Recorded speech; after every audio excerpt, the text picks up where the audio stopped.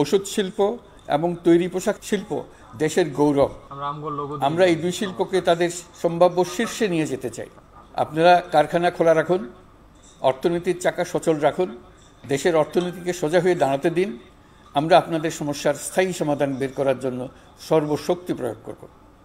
মালিক পক্ষের কাছে আমাদের আবেদন, আপনারা শ্রমিকদের সঙ্গে বোঝাপড়া করুন, কারখানা সচল রাখুন, অর্থনীতির দুর্বল স্বাস্থ্যকে সবল করে তুলুন। ওষুধ শিল্প এবং তৈরি পোশাক শিল্প দেশের গৌরব।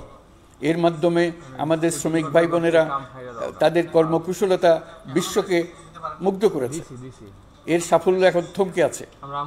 আমরা এই দুই শিল্পকে তাদের সম্ভাব্য শীর্ষে নিয়ে যেতে চাই। দুর্বল করার তো প্রশ্নই ওঠে না। এই দুই শিল্পের কোথায় কোথায় বাধা আছে, সমস্যা আছে, সেগুলো চিহ্নিত করে তাকে বাধামুক্ত করতে চাই। আমরা বিদেশি ক্রেতাদের একত্রিত করে তাদের সহযোগিতা চাইব, যেন বাংলাদেশের এই শিল্প দুটি বিশ্বের অন্যান্য দেশের চাইতে বেশি আস্থাযোগ্য হয়ে গড়ে উঠতে পারে।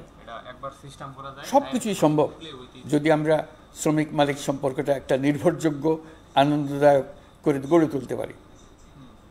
আমাদের সরকারের প্রথম মাস কাটল, দ্বিতীয় মাস থেকে আমরা নতুন বাংলাদেশ গড়ার ভিত্তি হিসেবে নতুন শ্রমিক মালিক সম্পর্কের সূচনা করতে চাই। এটা দেশের সবার কাম্য। দেশের নতুন প্রজন্ম নির্ভয়ে যেন তাদের ভবিষ্যৎ নিয়ে এগিয়ে যেতে পারে, আমরা সেই লক্ষ্যে কাজ করছি। আমাদের দায়িত্ব অনেক। ন্যায়ভিত্তিক একটা সমাজ গড়ে তোলার জন্য একসাথে অনেকগুলো কাজ আমাদের হাত দিতে হবে। 1 জুলাই থেকে 5 আগস্ট পর্যন্ত ছাত্র জনতার গণ আন্দোলনকে দমন করতে যেসব ফৌজদারি মামলা দায়ের করা হয়েছিল, এর মধ্যে হত্যা মামলা ছাড়া বাকি প্রায় সকল মামলা প্রত্যাহার করা হয়েছে। এসব মামলায় গ্রেফতারকৃত সকলে মুক্তি পেয়েছে। দায়িত্ব গ্রহণের শুরুতেই অন্তর্বর্তীকালীন সরকার বিচার বিভাগের বড় সংস্কারের কাজে হাত দিয়েছে।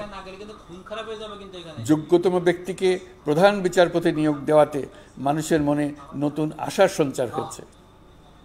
আপিল বিভাগের বিচারপতি নিয়োগ, অ্যাটর্নি জেনারেল নিয়োগ এবং অন্যান্য নিয়োগগুলি অতি গুরুত্বপূর্ণ নিয়োগ, যেগুলো সবকটাই সম্পন্ন হয়েছে।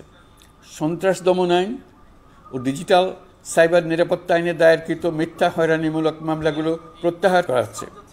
সাইবার নিরাপত্তা আইন সহ বাংলাদেশে বিদ্যমান সকল কালো আইনের তালিকা করা হয়েছে। অতি সত্বর এই সকল কালো আইন বাতিল ও প্রযোজ্য ক্ষেত্রে সংশোধন করা হবে। সাংবাদিক সাগর রনি হত্যাকাণ্ড সহ বহুল আলোচিত 5টি হত্যাকাণ্ডের তদন্ত ও বিচার অগ্রাধিকার ভিত্তিতে ও দ্রুততম সময়ে নিষ্পত্তির জন্য সহায়তা প্রদান করা হচ্ছে। সম্প্রতি আমরা বলপূর্বক গুম থেকে সকল ব্যক্তির সুরক্ষার জন্য আন্তর্জাতিক কনভেনশনের সনদে স্বাক্ষর করেছি। ফলে স্বৈরাচার দ্বারা প্রতিষ্ঠিত গুম সংস্কৃতির সমাপ্তি ঘটানোর জন্য আন্তর্জাতিকভাবে আমরা প্রতিজ্ঞাবদ্ধ হলাম। এছাড়া আমরা ফ্যাসিবাদ শাসনের 15 বছরে গুমের প্রতিটি ঘটনা তদন্ত করার জন্য পৃথক একটা কমিশন গঠন করছি।